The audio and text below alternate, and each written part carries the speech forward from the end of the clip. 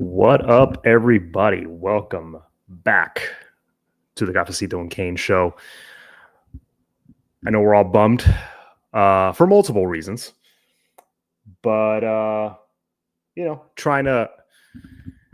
to try to stay positive with all the stuff that's gone down in the last week, especially in the last, not even the last 24 hours, just the last hour, as Miami basically found out their postseason fate. And as I thought, we will not be making the 12-team playoff.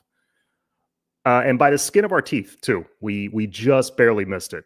Not blaming anybody. We had it right there in front of us. Could have beaten Syracuse and pretty much stamped our ticket to the playoff. But we did not do that. So it kind of fell into other people's hands, and we just barely missed it. But all in all, and this is my first solo show on my channel since the Syracuse loss. I am overall happy with the final record and, the end result. Well, not happy with the end result because I wanted to get to the ACC championship, but I am happy with the 10 wins. Best record, best team we've had in a while. Major progress, big step in the right direction for sure. We had a Heisman Trophy candidate quarterback, an elite offense, number one offense in the country. Scored a lot of points. Attendance was up. We were undefeated at home. And we were playing meaningful games in late November. So definitely some positives to point to, for sure. The season was very enjoyable at times. Beat both our arch rivals by large margins. That was cool. Blew out the Gators, blew out the Seminoles. So, overall, as where we're at progress-wise with the program, feeling pretty good. Could have been a great season. Could have been a special season. But we fell a bit short. So I am happy. Again, we got the double-digit wins. That's what I wanted going into the season. That's exactly what my prediction was 10-2. However, we had a chance for more, and we once again underachieved. The underachieving has been an issue with this program for many years. That's a separate thing, and that's something I really hope we one day fixed. But we fell short. Disappointed with how the season ended, but, choosing to look at the positives and hoping that we build on this season. That's what I'm hoping for. George says, if we are done, a victory in whatever bowl we go to is a must. Yeah, see, that's one of the things that's changed about college football that I don't like. Bowl games don't matter anymore. Anybody that might sniff the NFL is not going to play. And whoever we play, that becomes their Super Bowl all of a sudden. So they're going to play every single one of their starters. And it's not going to go well. So, yeah, bowl games aren't what they used to be.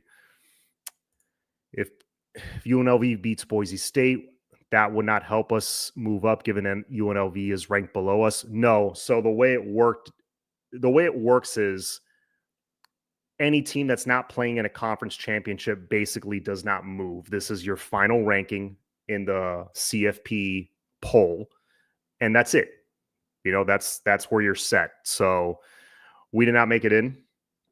Our season pretty much ends here. We will go play in a bowl game, but that's mostly going to be the younger guys. It's just going to be basically an exhibition for, freshmen and sophomores, guys that didn't get a lot of playing time.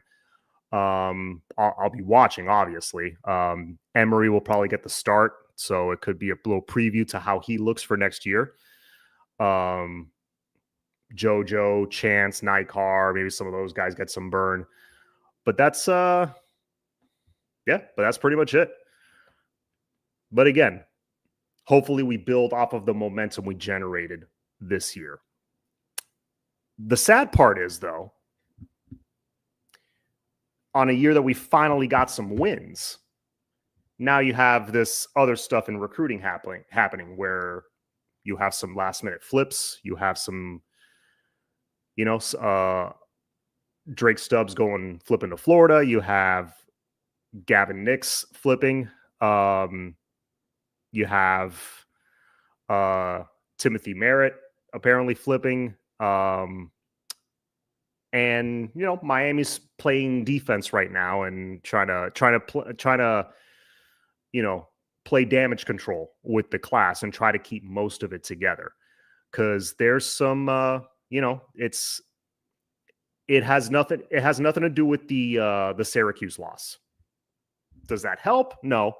But it has nothing to do with that loss. It's just bad timing. I think this stuff was going to happen regardless. It was weeks in the making, maybe months in the making. But the Syracuse loss and our struggles on defense, I don't think had much to do with it at all. This is a lot of NIL stuff, like backdoor NIL stuff. A lot of last minute bags being thrown around, and it is what it is. It's what college football recruiting has become.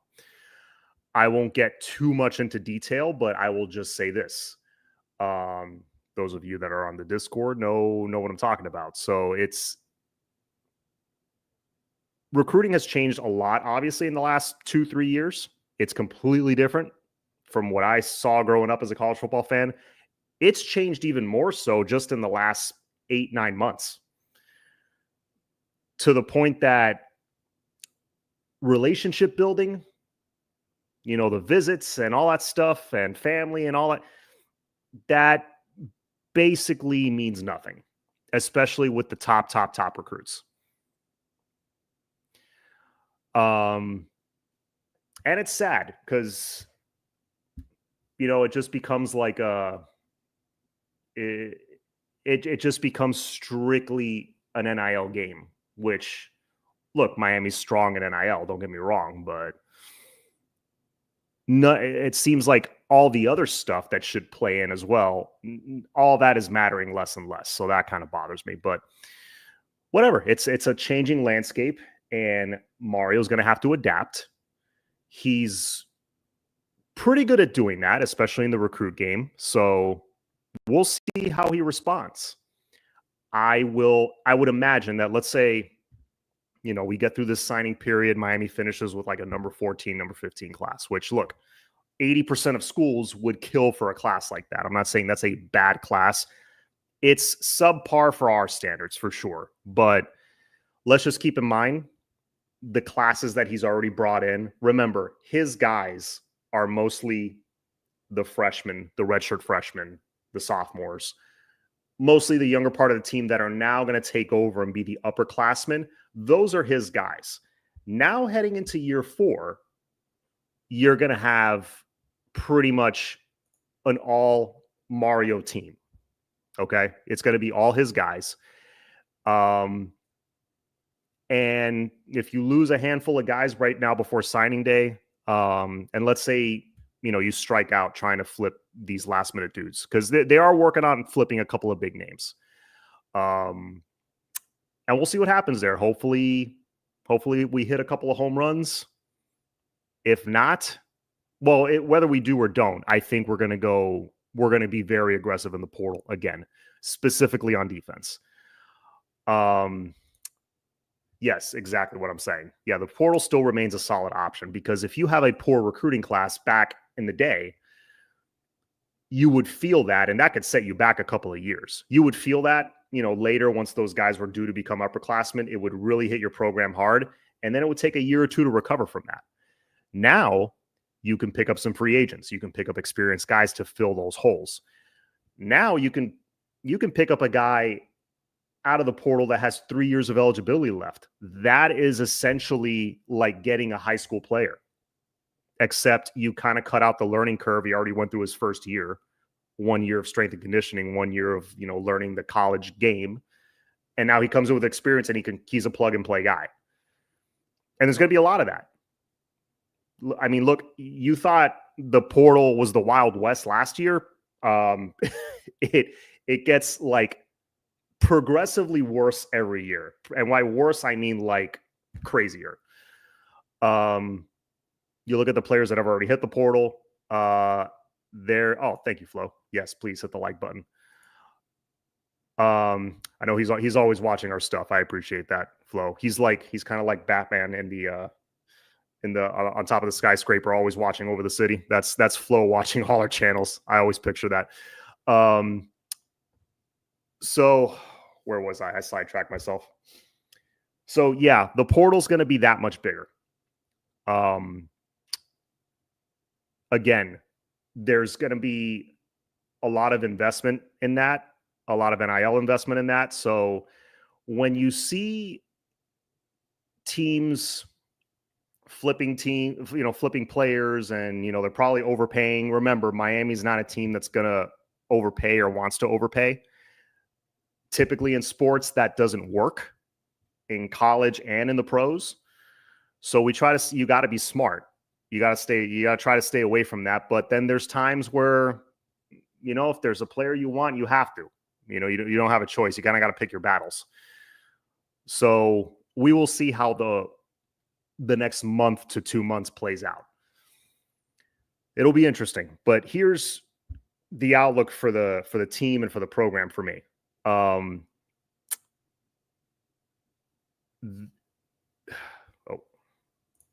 me read this first. John, we met expectations at 10-2, but from a societal standpoint, we fell short after this year. What record do you feel Miami makes a true contender?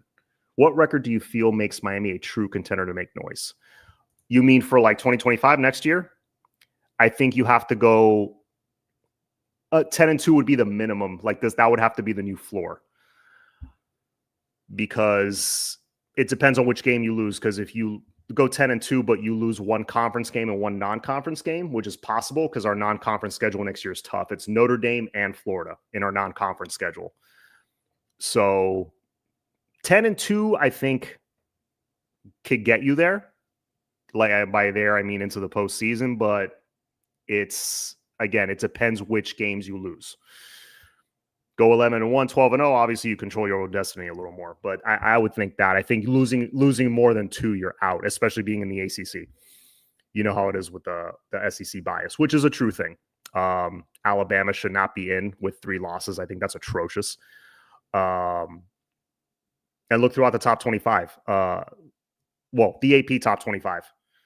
Mizzou should not be ranked, but I think Duke should be. You did that, I think SEC and the ACC would have the same amount of ranked teams.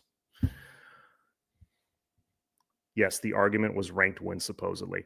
And that's another thing. I was going to get into that later, but I'll get into it now. It really is hard there's so much parity now, it really is hard to determine if you played a tough schedule or not until you see all those teams play at least 75-80% of the season. Because if you look back on our schedule, yes, we didn't play any elite opponents. We didn't play any top 10 opponents. But we played a 9-3 Duke that was a blocked field goal away from being 10-2. And they almost had and that game was against SMU, who's a top 10 opponent. So you look back on that and you think, Duke's not a bad football team. We blew them out. Took a while to get rolling in that game, but we beat them by 3-4 touchdowns in that game. So we beat a 9-3 Duke team that again almost beat a top 10 SMU team. We beat an 8-4 Louisville team on the road in a tough place to play, tough environment that has the best play caller in college football that destroyed Clemson. We went up there and put up 52 points on them and beat them. We went up to the Swamp. In my opinion, a decent Gator team. Went up to the Swamp and pounded them. So I think this whole argument that, Miami played nobody, I disagree with that completely. I think that's overblown. Again, we didn't play any elite opponents. I don't think our schedule was difficult, but it had some challenges along the way that, that I think we passed the test with flying colors. Now, tripped up a couple of times, which again, I expected going into the season. I had us tripping up twice in my prediction. So, that's right where I expected us to be. How many resources are going to give Mario? He has hands over more talent and more resources than any other Miami coach and no better record after 3 years than Manny. Hold on, let me read that again. He has hands He has more talent and resources than any other coach, no better record after 3 years than Manny. That he has one more win, I think, than Manny did in his first 3 years. You got to remember two things. A, Manny inherited a much better roster than Mario did. You don't have to believe me. Go look at the facts. Manny inherited a roster that had guys that would eventually go on to the NFL, guys like Shaq Quarterman, guys like DJ Dallas, guys like Travis Homer, Lawrence Cager. He had a few dudes on that roster, and that was inherited from that Mark Richt staff that did a great job recruiting, did a solid job developing.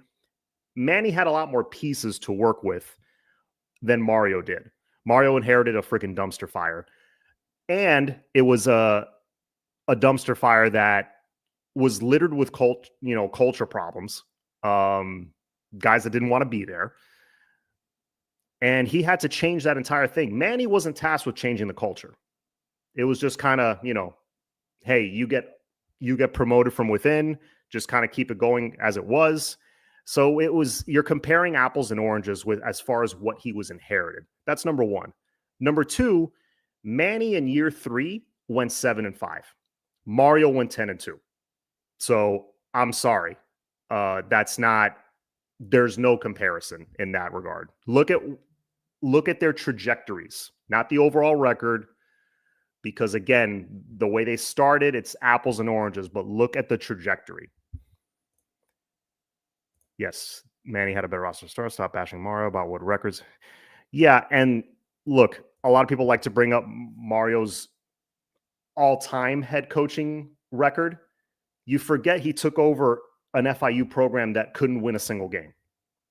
Okay? That plays into it too. So that's 2 dumpster fires he's inherited in his career. Someone has to be fired. We will get into that. What hurt us was strength of schedule. It's, again, I think it was a little bit overblown. All right, but back to what I was saying before, as far as the outlook moving forward. There's 2 main things Miami has to focus on heading into 2025. And again, today's college football versus the past, it's like it becomes harder to build off your momentum because every season almost becomes like its own small rebuilding project, because you're going to lose guys to the portal. If somebody didn't get enough playing time, he's gone. Bye-bye. If somebody was hurt, wants to change the scenery, bye-bye. If somebody gets a bag thrown at them, hey, bye. I'm going over here. They're offering me more money. You're gonna have a certain level of attrition, even on a good team.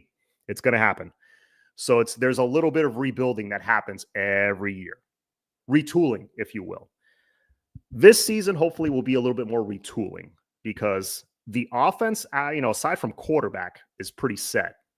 You're gonna have to go out and get a couple of pieces for sure. You're gonna probably have to get a new center. Although Rodriguez is, I think, back next year, if I'm not mistaken. I think he still has one more year. At the very least, bring in a veteran that can compete with him. Aside from that, I'm talking like our starting 11 on offense. Isaiah Horton, JoJo Trader, Elijah Lofton, Riley Williams, Matt McCoy, Inez Cooper should be coming back. Then you got Fletcher and Jordan Lyle in the backfield. You got Wheatley Humphrey, you got Gerard Pringle coming in. You've got a lot of great pieces to go off of. And really, you just got to plug in a starting quarterback, or if you decide to roll with Emory, you roll with Emory. But the offense will be predominantly high school recruited guys that you brought in and you developed, which is a good thing. That means if you got to go get a quarterback, go get a quarterback. You have a budget for that, but you can invest the rest of that on retooling that defense. And that's really the 2 things you got to focus on. Either decide to roll with Emory or go out and get a quarterback. And look, I'm sick of this narrative that, you lose Cam Ward, you're back to square one. No, because you're disregarding 2 things. You're disregarding the elite run game that we had, because our run game was excellent. Problem is, we couldn't lean on it as much because a lot of times we were coming from behind. This team can run the ball on anybody. Okay. So you're disregarding that. This team can run the ball very, very well on pretty much any team. The other thing you're disregarding is you're just assuming that the defense is going to be just as bad next year. That's not the case. There's going to be some shakeups in the coaching staff for sure. I can almost guarantee that. And there's going to be some changes in the roster.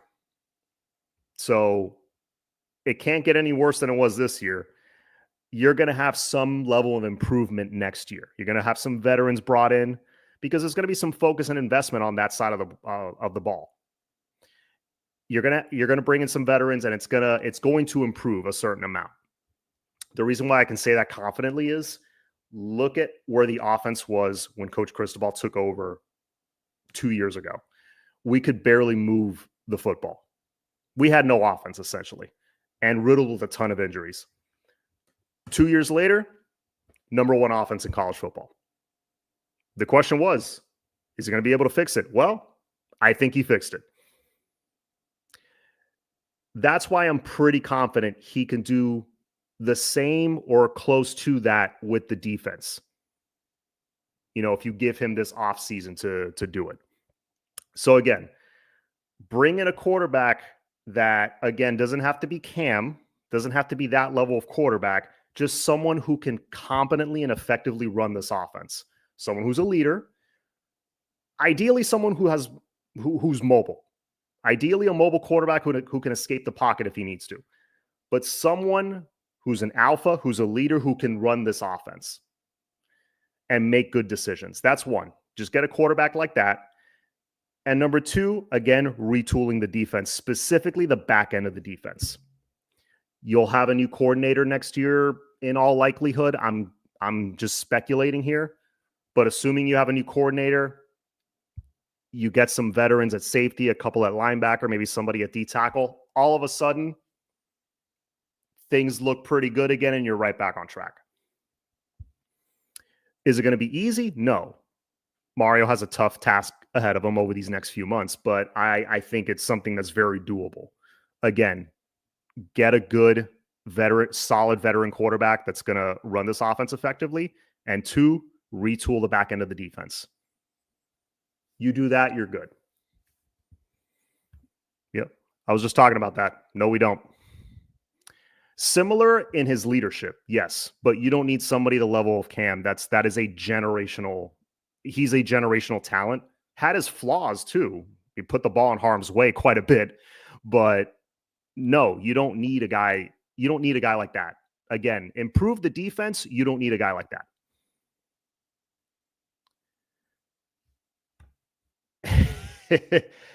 Thank you, Doom.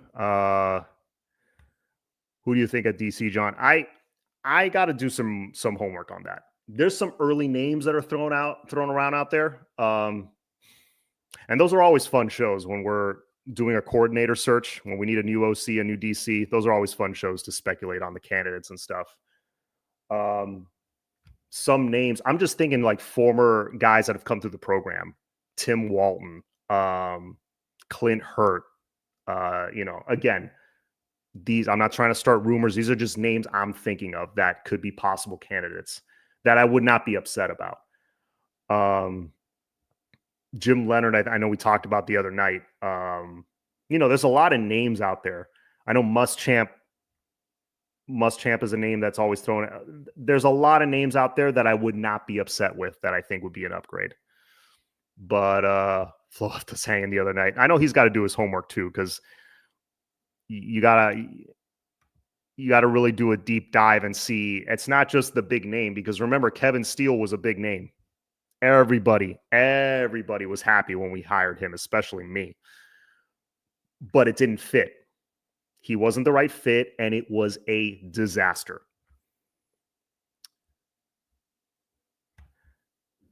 Why not can Guidry tonight or tomorrow? Do we really think recruits are coming here because of Guidry? It's not just that, dude. It's, up until an hour ago, there was the possibility that we were going to the playoff.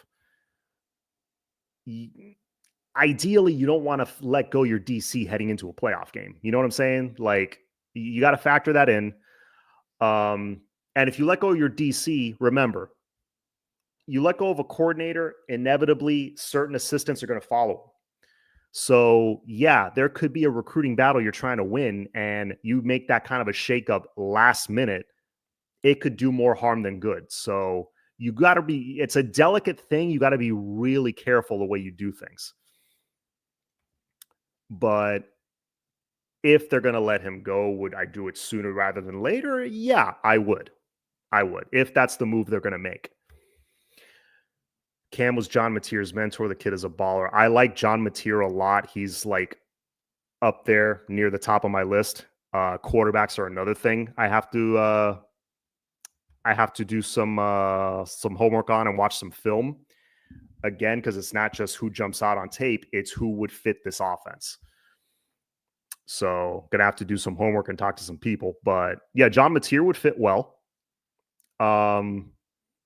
Someone who could, I mean, I know I get some pushback on this one sometimes, but he hasn't, I don't think he has, but if hypothetically CJ Bailey were to hit the portal, hometown kid, still young, still a little bit raw, but my God, he has some ability. He has true playmaking ability that really jumps out off the screen. That's another one that I wouldn't mind. I know another one that's an interesting one is the guy from Virginia, Calandria, I think is his name. I think he hit the portal today. Again, he's not going to blow you away with stats, but if you watch the tape and his mobility, his athleticism, I'm like, he could fit here with some weapons. That guy could be really good. Because I remember, I believe he played against us in that game last year that we had to beat him in overtime at home. That was, yeah, he was a challenge. That dude's an athlete. But these are just initial names I'm throwing out there. I'm not like married to any one of these names, especially except for maybe John Mateer. But those are just a few names that have come to mind lately. Did you hear that Miami has been in touch with Kate Castellanos? I'm sure he has, yes, I'm sure. I mean, I'm sure they have with him. Or that are they really, have they been in touch with him, and are they really considering them as two different things? Those are that's what I was, the words I was trying to find. I don't know if he's high on their list. I'll be perfectly honest with you. He's a playmaker for sure. He's got some moxie. He's got some good leadership, but man, as a passer, he is so inconsistent. I would not take him again. I heard the rumors that we were in touch with him. I'm sure they have been, but they're probably kicking the tires more than like actually like whining and dining him at this point. Reminds me of Kyler Murray without the arm. Dude, Kyler Murray was a stud in college. A lot of people forget how good he was.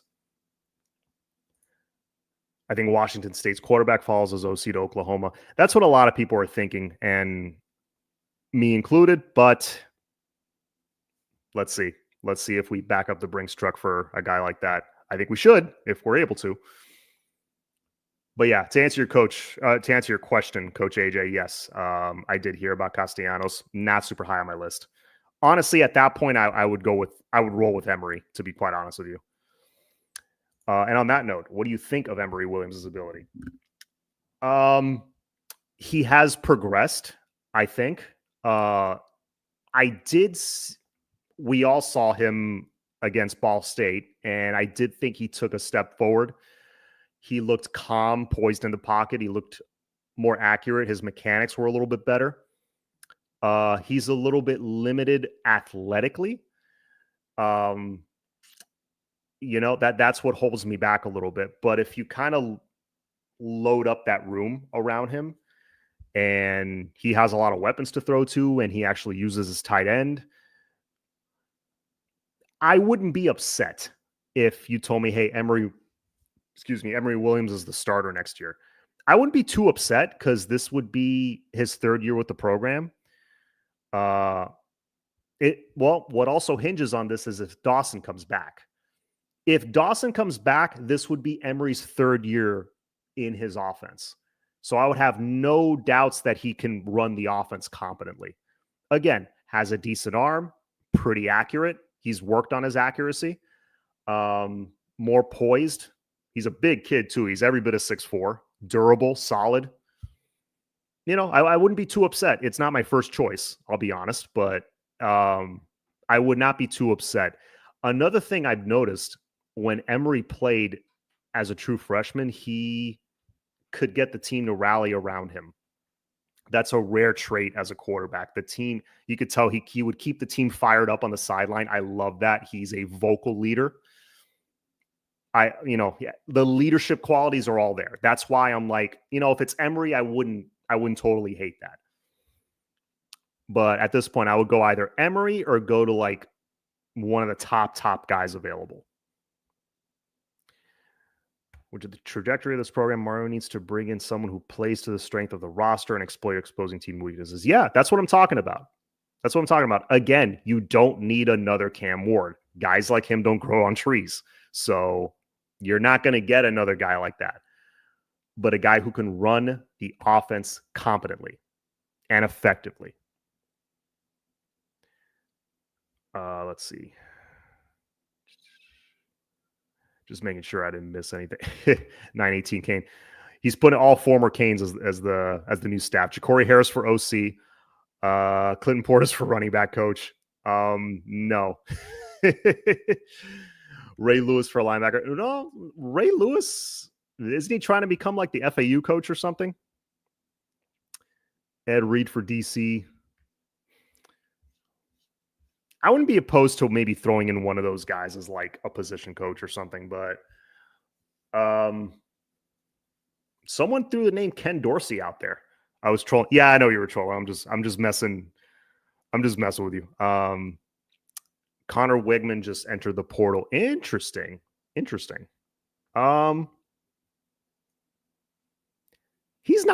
decent. He's athletic. He's got a solid arm. I think it's worth kicking the tires there for sure. I'm cool rolling with Emery and allocating that NIL money for big-time defensive player. Yeah, I know. I think I saw Malik Rozier tweeted that earlier today, or he commented on a tweet. And I thought of that. I'm like, it's not a terrible idea. Kind of go that Georgia route where they just have like a solid game manager as their quarterback, doesn't give the game away, but they load up on defense because Kirby Smart's a defensive guy. I wouldn't be opposed to that either. I mean, it's been how long since we've had, I know we had a decent defense last year. Guidry did the best he could, but how long since we've had like a dominant, like top 10, top 5 defense? 2018, that Gerald Willis year. It's probably that one. Yeah, it was Mark Richt's last year that we had like a dominant defense. Yeah, it's been a while, and that's what the Miami teams of old were known for. They had offenses that can score, with that pro style. They can run the football, they can hit you with play action, but the defense would just completely shut teams down. And like really good offenses just completely shut teams down. That's what I want to get back to some semblance of that on defense. It's been a while. What about Moss? Miller Moss. Miller Moss isn't bad. I don't hate him as a prospect. Again, that's another guy I really got to dig in on the tape and like really watch him work, watch his decision making. If he puts the ball in harm's way, does he throw the ball away when he has to? Is he mobile enough to avoid sacks? That kind of a thing. Basically, can he fit in this offense? And I really hope we know soon if we're keeping Dawson, because if we know that soon, for sure, then that'll make picking up a quarterback that much easier, because look what he did with Cam Ward. Brought in a guy who was on his way to the NFL, but probably was going to be a day 3 pick in the 4th round, maybe 5th round, something like that. Helped turn him into a first rounder with all the weapons around him and the O-line. I mean, if If Dawson stays and I'm a quarterback hitting the portal looking for that destination that can help me get a leg up in the NFL draft, and I see Miami, I'm like, okay, Miami, I saw what you guys did with Cam last year. I'm all ears. I'm all ears.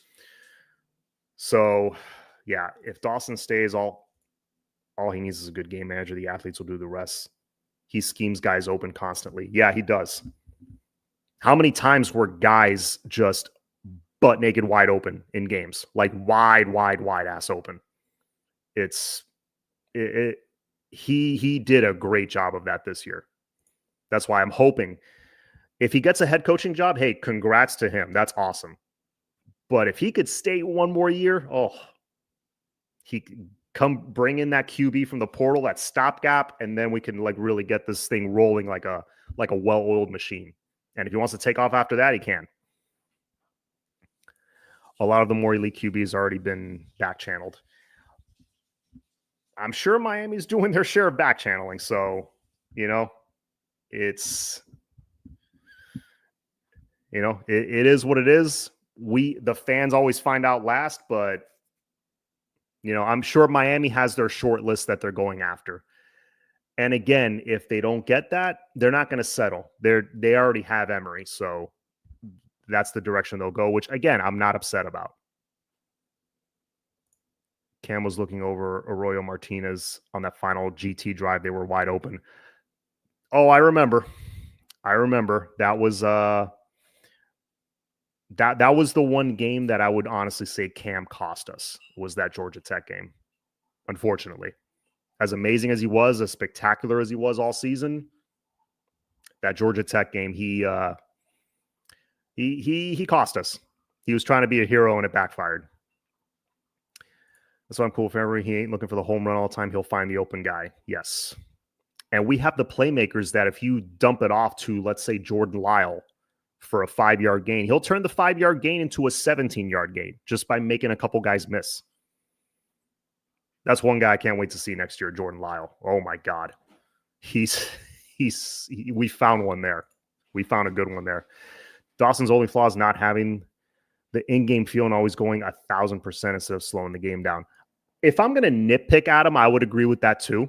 I was critical of that. He could have slowed the game down in both our losses, and maybe that could have helped us eke out a close victory.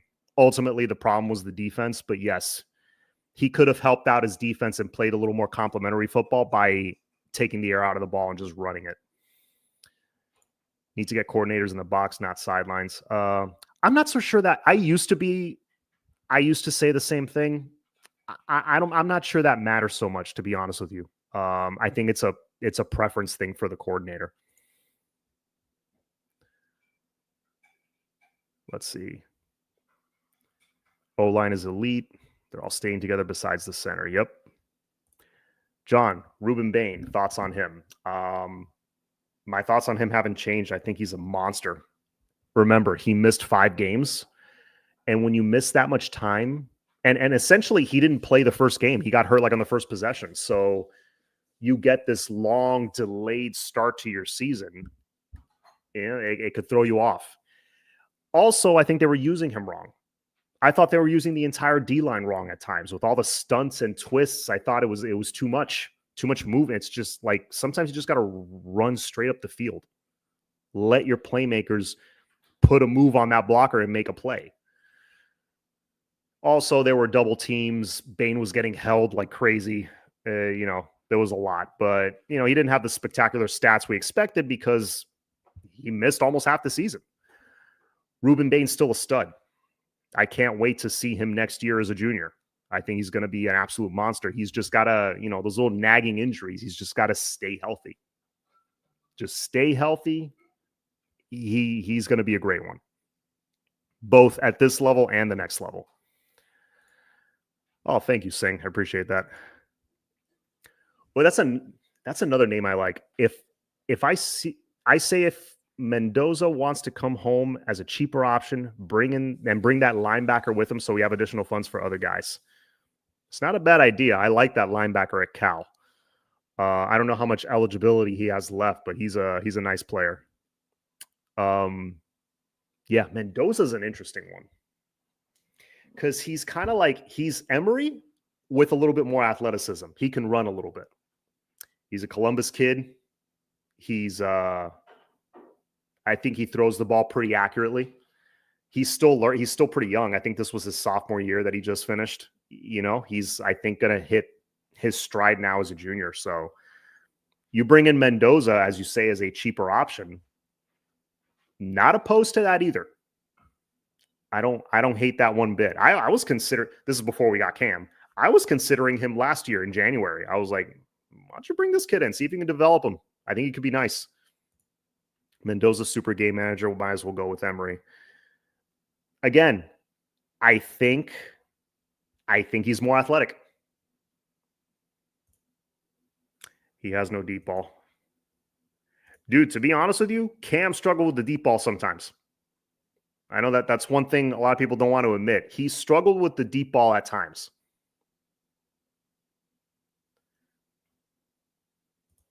Yeah, slightly. No, I think Baggin, I think Mendoza's like sneaky athletic. Like he's a lot more athletic than Emery, in my opinion. Listen, George cost us 15 yards that game. Maybe the dumbest thing at that point in the game, on top of the defense playing like the Lost Boys. Yeah. George's penalty killed us in that drive. As much as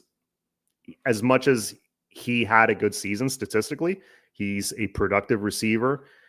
But yeah, the knuckleheadedness bit us in the ass at the worst possible time. The worst possible time. We were on the 2-yard line, 2-yard line. We were about to tie the game. Dawson trying to get a little too cute and throwing that pass. I don't know what he was doing, but whatever. George's penalty is not on Dawson. But how we just like not messed around and just pounded it in, which we should have done a little bit more of, in my opinion. 3-yard line. Okay, yeah, from the 3, we would have pounded it in, no problem. Yeah, I didn't like the play call, and obviously the penalty freaking killed us. And then the whole thing of it's 4th and 9. Should Mario have gone for it? I think he should have, because there's a chance you score. But 4th and 9, that's a low percentage play. I know we have a great offense, but people don't realize 4th and 9. That's not like 4th and 2. It's a huge difference. And that end zone gets crowded. It's tough to complete that pass. But let's say you do. Let's say you tie the game. You're still giving Syracuse the ball back with 2+ minutes left. They're going to drain the clock on you and kick a field goal, most likely. But yes, kicking the field goal made even less sense. So yeah, he should have gone for it, but it's kind of like he was kind of damned if you do, damned if you don't. Mario knows the Mendoza family. He played high school with his dad. Yes. Oh, I'm aware. No, I'm aware of the background there. I'm sure if they're in touch with anybody, if there's some back channeling happening, that's maybe that's one option you can consider. I think he would fit pretty well here. Dawson's screen game was one of the worst in the ACC. Our screens were quickly diagnosed. Never went for any yards. We ran like 2 different types of screens. Yeah, that was one weakness in his offense. I can't rag on Dawson too much. He had the number 1 offense and most of the time called great plays. Great play design, pretty good timing of his plays usually. I can't dog him too much. No, I'm not sure Rivers wants to come back. Oh, are we talking about Rivers? Hang on. I think I missed. I think Rivers is gone. Rivers is not. I don't think Rivers has any eligibility left. Even if he does, I think he's gone to the league. He'll be a very good guard in the NFL. Jalen Rivers is not coming back, and Mario wants a better athlete at quarterback, no matter how much it costs. Yep. Mendoza's definitely more athletic than Emery. You bring him in and let him compete. That would be a nice competition between them two. If Martinez does not go to the league, let's keep him. I mean, I'm not opposed to keeping Martinez for sure. He's already accepted the invite to the Senior Bowl. He's gone. Same with Arroyo. Yeah. I mean, he can make a lot of money here through NIL, but I would prefer to have an all, high school recruit backfield where a guy like Jordan Lyle gets the carries he deserves, because next year as a sophomore, he's going to be carrying a much bigger load, and I can't wait to see it. You bring in a guy, you bring a guy back like Martinez, you can risk that. You can risk that younger guy being unhappy, and then he hits the portal. It's a whole thing.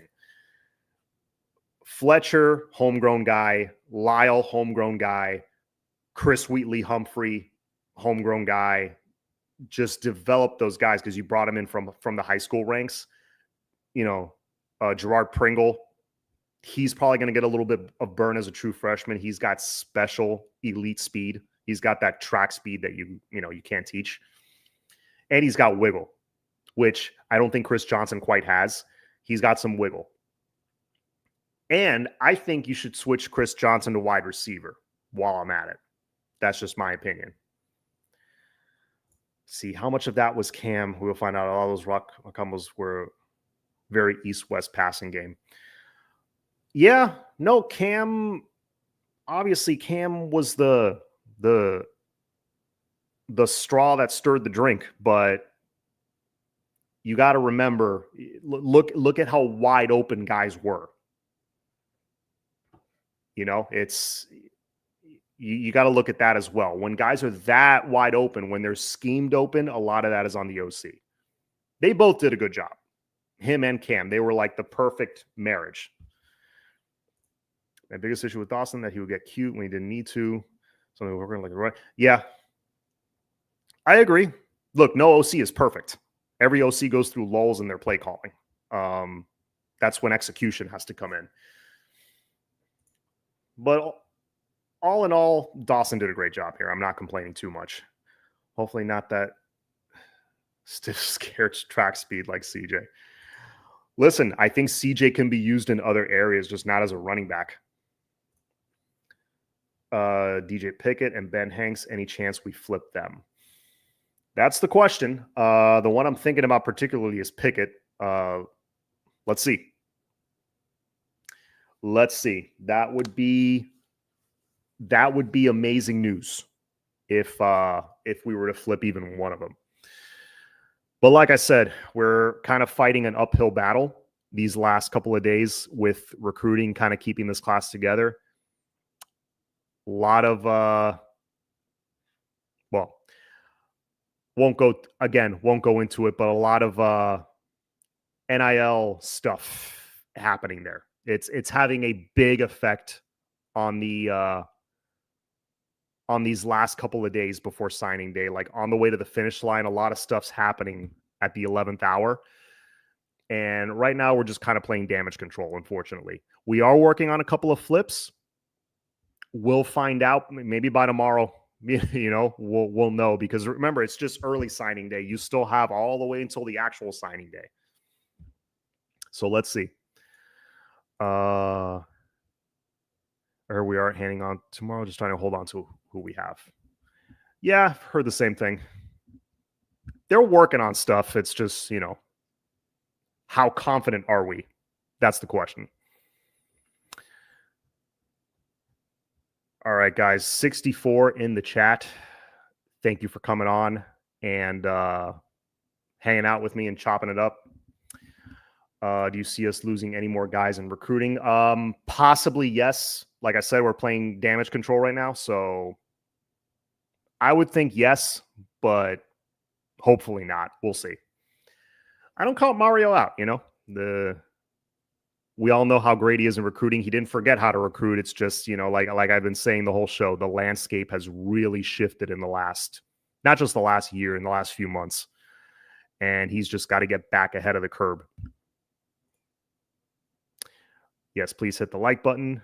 Mario is the guru in recruiting. He will surprise us. That's what I'm hoping for. I'm hoping for a surprise, like one or two flips at the end, just to kind of, finish strong and have an answer for these guys that have decommitted. That would be great. Can you say what the issue is with NIL without having to give away too much? Certain teams are coming up with money like stupid amounts of money and just throwing it out there. And Miami is not willing to overpay. Just in general. I mean, it depends. It's kind of a case by case basis. Obviously, it depends on the player, but Miami and Mario, they do not like to overpay, as you shouldn't. But there's some crazy astronomical numbers being thrown around out there, and you got to be really careful with that. You got to be careful playing that game. Otherwise, you're going to be another Texas A&M who has all these high-priced five-star kids, but they're going 8-4, 9-3 every year. Look at Ole Miss. Ole Miss backed up multiple Brinks trucks to bring in that roster that they brought in this year. They had 3 losses, and 2 of them are bad losses. Ole Miss spent a lot of money just to go 9-3 or whatever they went. And, Alabama spent a lot of money. LSU always spends a lot of money. Ohio State, insane payroll. They still lost to Michigan, so it doesn't guarantee you anything. All it does is it gets like elite players in the boat. All it proves to me is that coaching and development will always matter, and it still holds up. You're just going to have days like this where you're excited about a recruiting class and the rug kind of gets pulled out from under you and you got to regroup a little bit. It's unfortunate. It sucks. It's kind of a gut punch, especially after coming on the heels of losing to Syracuse the way we did. It's like multiple gut punches in a short period of time, but I'm not too concerned about the future. I think we'll recover. Our NIL is good. It's, is it like oil tycoon Texas good? Not quite, but it's very, it's solid. It's very competitive. We're among the best in the country, in my opinion. So I think we'll kind of get our footing back and regroup from this. Mainly in the portal. It kind of starts there. And I think we'll have a very strong roster. Because remember, those are the young guys that probably weren't going to get a lot of playing time this year anyways. 2025, I think we will have a very strong roster. We need to, because the schedule is tougher. So let's see how the next month to 2 months plays out. John Mario said our defense is top 25. Has anyone checked on this? If so, remove the high school team. No one. Well, you're assuming he's happy with Guidry part. You're assuming that. Remember, he was lobbying for us to make the playoffs. Now that we're not making it, that kind of changes things. Now he can kind of move on with his offseason stuff. If there's any silver lining to this, it's that Mario can kind of start on the offseason now. That's the silver lining. So, Mario can say all the right things in front of camera, but he's not an idiot. I can guarantee you he was not happy with the defensive performance. I guarantee you he was not. But top 25, yeah, I want to say, was it, hang on, I'll tell you right now because I actually have the page up. Miami's defense, according to teamrankings.com, which is pretty reliable, they were ranked 27 as of a few days ago, allowing 331 yards per game. That's actually a really good number. Allowing 330 per game, that's really solid. Problem is, you were allowing 25 points per game, which is good for 64th in the country. Yards per play, we were allowing 5.1. That's 44th. That's, it's mediocre. It's average. And we were number 47 on third down against teams on third down. But a lot of teams, thing is, these things require context. A lot of teams went for it on fourth down against us. We were number 71. We allowed 54% conversion rate on fourth down on defense. That's not good. That's demoralizing for your defense. So, yeah, yards per game, pretty good, but that was the only stat we were pretty good in. But again, that was just Mario lobbying for us to be in. I don't blame him. In conference, we were the worst, I think. Yeah. Yeah, that's the thing. You gotta remove Ball State and FAMU and all that stuff because those team rankings include your entire schedule. Uh, Another reason why I think we should get rid of the FCS opponent we play every year. That's just me. I think I talk to people and some of them kind of agree. It's like, yeah, what's the point of playing this FCS opponent every year? I know it's a tune-up, but it's like, it shows you nothing. Miami defense was the worst I have ever seen. It was down there. You know what? 2022 might have been just as bad. Remember all those long touchdowns we were giving up under Kevin Steele on that same play that they'd hit us over the top? John, do you think Innis from OSU hits the portal and comes back home? I mean, it's Ohio State. If I'm getting playing time at Ohio State, they're always in the mix. I don't see why he would, unless maybe they're bringing in other recruits, other receivers, and they're getting playing time over him. That's the only way I would see that. That's the only way I could see Innis leaving.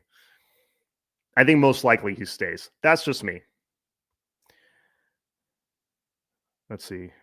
Miami fans make Joseph. You guys went 2-10, so shut your mouth. Yeah, 31 points per game in conference. Had it been 25 points per game, which is still not good, we'd be 12-0. Yeah, man. I don't even want to. I'm beating a dead horse. I don't even want to talk about those two losses because they were just one possession away from winning both those games and being 12-0. But it is what it is. We were 10-2. I believe we're like a 10-2 kind of program right now. And it is what it is. I would just like to see this team overachieve a little bit for a change. I feel like I haven't seen a Canes team overachieve ever. It's been just the talent carrying them through. But let's see. Let's see how we build off this 10-win season. Let's see how we build off this attention we got all season because, all that stuff that helps, with especially recruiting the younger classes and all that. The 2026, 2027 classes, they saw us put this 10-win season on the field. So I think that's going to influence them a little bit more because at a young age, they actually saw them win a little bit. Got to keep it going though. Buddy, you won't win 10 games again for 3 years combined. That's funny. Yeah, no, he came in to get some attention. He got it. All right. I'm going to head out of here. It's almost 9. So 68 in the chat. Thank you guys again for being here. Please hit the like button and the subscribe button. It's always all about the U. Go Canes. Hope we finish strong tomorrow. And let's see how portal season plays out. I think that's going to be big for our season coming up. So take care, guys. Have a good night.